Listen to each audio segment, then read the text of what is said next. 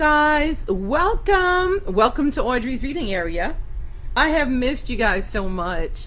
So yes, I am back by popular demand. Thank you so much for being here, and thank you for clicking that like button, clicking that share button, and thank you for going over to YouTube and smash that subscribe button for me. Alexa, what time is Audrey's reading area? Audrey Reads in her area live at 8 o'clock p.m. Live at 8. And it is 8. And I am here for you. I know that you guys like hearing these fun and exciting books. I got Simba today. Simba and the Big Flood. It's Disney's Simba and the Big Flood.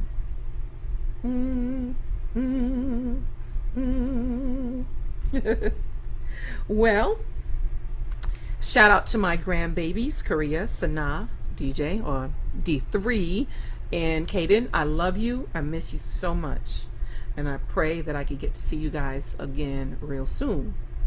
So we're going to jump right into this book. Look at the first page. These illustrations are off the chain. Beautiful. Beautiful illustrations. Disney's got their people doing it up, huh?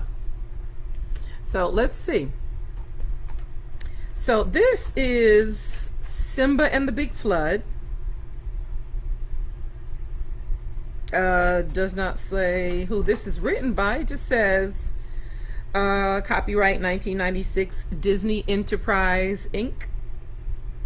That's all it says. So that's all I can give you. Originally published in Denmark by Egmont Group in Copenhagen in 1996.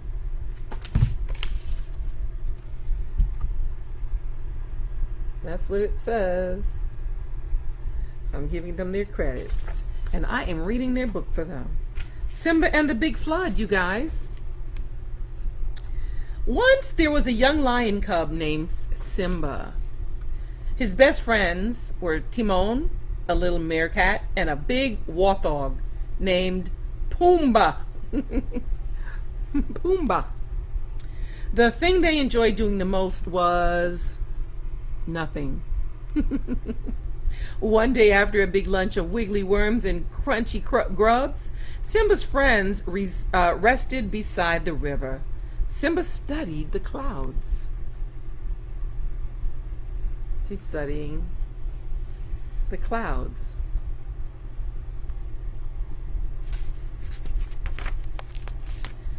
The cub scratched his head. I think the cloud shapes mean something, he said. I wish I could figure out what. Timon yawned. Why bother when there's so much sleeping to do? Maybe clouds can tell you about the weather, said Pumbaa. You know whether it's going to rain or not.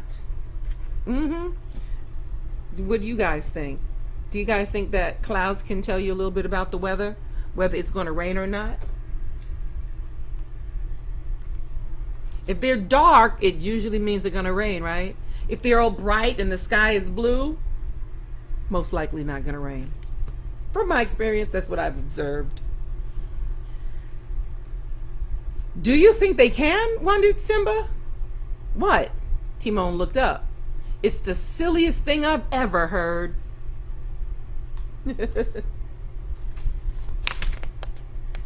meerkat laughed and laughed. You don't have to look at the clouds to know the weather. When you see the sun, it's a sunny day. Or just stick out your paw. If it gets wet, it's raining. Timon told him. Pumbaa laughed too. You're probably right. Then the warthog decided to go for a swim. Are you sure, Timon? Simba asked. That would be me, going for a swim all the time. Love the water. Of course I am. Timon stuck out his paw. You see? It isn't raining. You see? It's not raining. He pointed out, but just then Pumbaa jumped in the river. Splash! That would be me. Jumping in.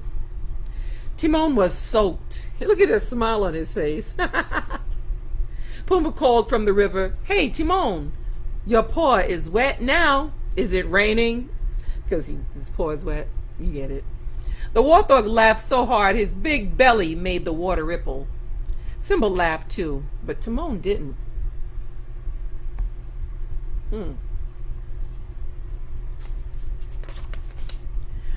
"I'm right," he insisted. "When your paw gets wet, then it's raining." "Right," Pumbaa agreed. "So it must be raining now."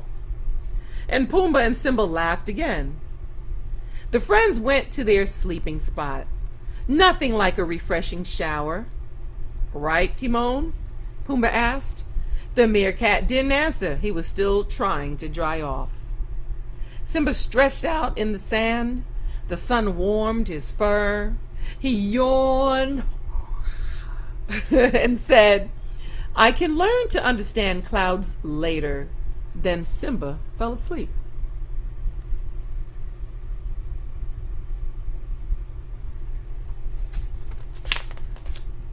Before long, a young giraffe named Bahati woke them up. "It's time to play," she called. "Let's play slide and bounce," said Pumbaa. Timon and Simba took turns sliding down Bahati's long neck and bouncing off Pumbaa into the river. Bounce. So they slid down the long neck and bounced into the river. Bahati said, "My mother is having a baby. Soon I'll have a little brother or a sister." "That's great," Timon cried. "Then we'll have 2 slides." The friends had lots of fun. They didn't notice the black storm clouds filling the sky. Remember what I said about the black clouds or the dark clouds? Oh snap, let's see what happens. Suddenly, it was dark as night. Thunder boomed. Lightning flashed. "Yikes!" cried Pumbaa. "Run for cover!" shouted Timon as rain started pouring down from the sky. The friends huddled together. Simba noticed the river was rising higher and higher. It was going to flood. "We must get to higher ground," Simba told the others. Oh, snap. Uh-oh. The 4 friends ran for the hills. They saw many other animals heading the same way. Bahati looked for her mother, but she didn't see her. Uh-oh. The young giraffe stopped running and cried, "What if my mother needs help? Where could she be?" Simba asked. "The last time I saw her, she was by the river," Bahati replied. "Then let's go," said Simba. "Let's go." The storm was getting worse as the friends headed back to the river. The wind almost bent the trees to the ground. "Help! I'm a meerkat," wailed Timon as he hung onto Pumbaa's tail. I guess he was blowing in the wind, huh? You see him?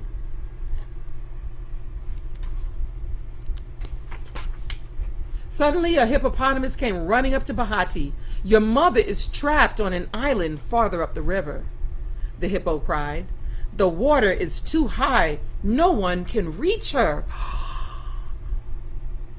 The 4 friends rushed off and soon found Bahati's mother, Sukari.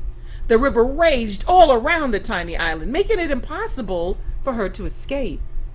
"What can we do?" Bahati sobbed. "We'll never be able to swim out there. We'd need fins," shrieked Timon. "Or wings," said Pumbaa. But Simba had an idea. "We can make a raft."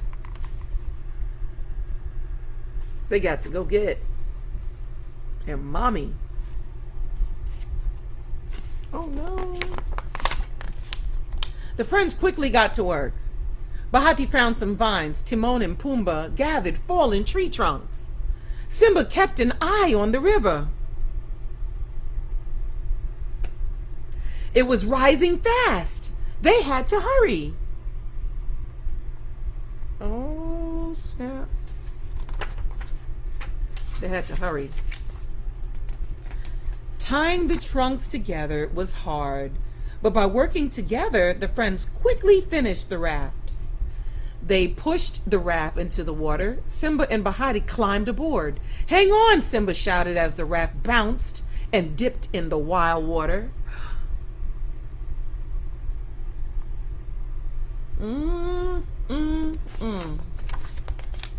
Bahati cried, "Oh no, we're going to float past the island." "There's only one thing to do," Simba said. He took one end of a vine between his teeth. The other end was tied to the raft. Then the small cub jumped into the water. Brave, huh? Simba swam to the island. His front paws grabbed the sand, but the river pulled at him, and he started to slip. Sukari quickly stretched down her long neck and pulled Simba to safety. Look at that. Helping each other out. They call it teamwork. Together they pulled the raft to the island. Bahati and Sukari were happy to see each other. Soon both giraffes were on the raft. Then Simba jumped on too. Oh. The little raft bounced on the water. "All that bouncing is making me seasick," Timon said nervously. Finally, the raft landed safely. Aww.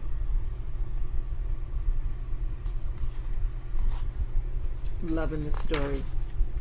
But their troubles weren't over.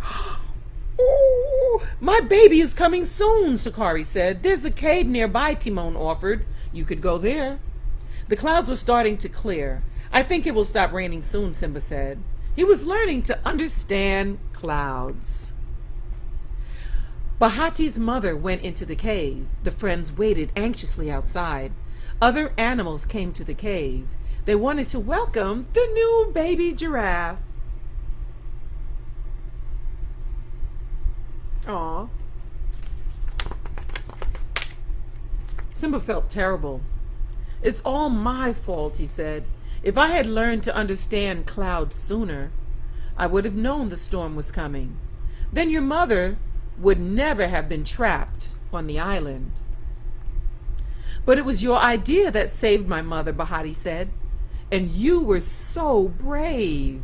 Simba, you'll be a great lion one day."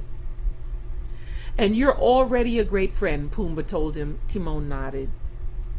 Just then the air was filled with an amazing sound as all the animals around the cave cheered for joy. Oh, look at that.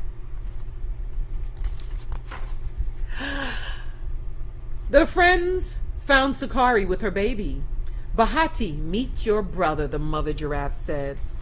Aw. See the baby? Aw.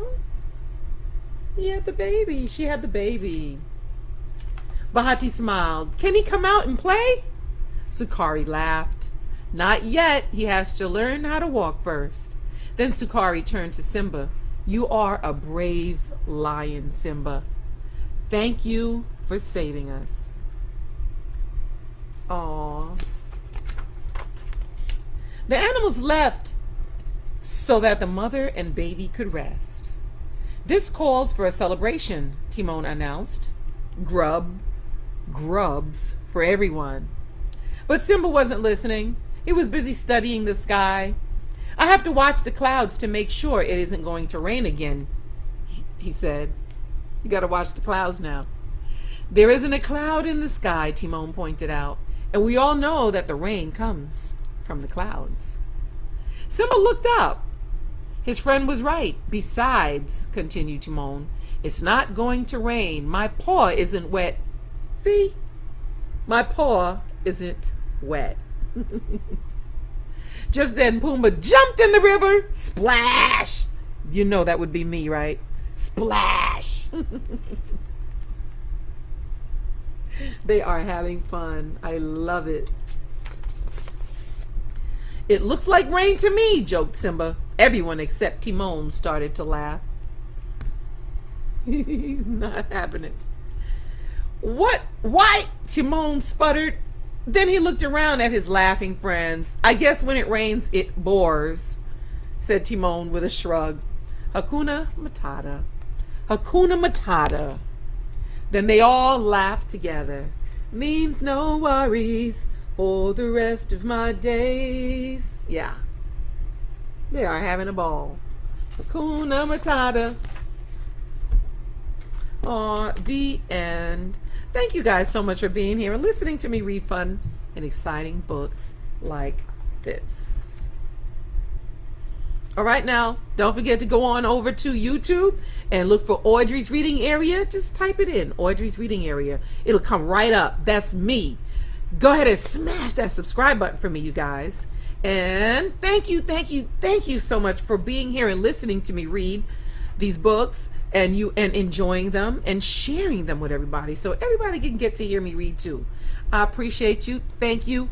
And I need some subscribers, so don't forget, smash that subscribe button for me. I will see you again tomorrow. I'll be live, Live. I'll be live at 8. See you soon.